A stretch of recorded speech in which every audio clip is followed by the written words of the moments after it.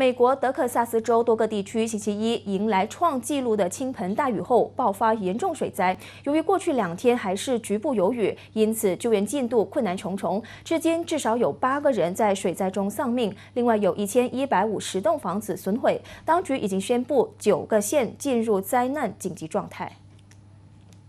We're expecting some water to get into the streets of neighborhoods that are directly on the edges of the reservoir.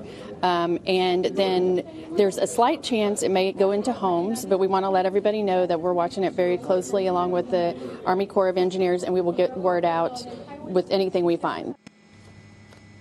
放眼望去，德州多个地区已经被洪水覆盖，沦为水乡泽国。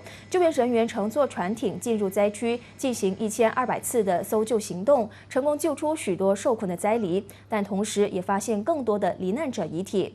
据哈里斯县法医和当地官员透露，大多数死者都是因为逃生不及而在车内溺毙。气象局表示，当地星期3的雨势将会缓和下来。由于洪水可能会从休斯敦渗入路易斯安那州的大部分地区，因此当局正在严密监督，以应对严峻灾情。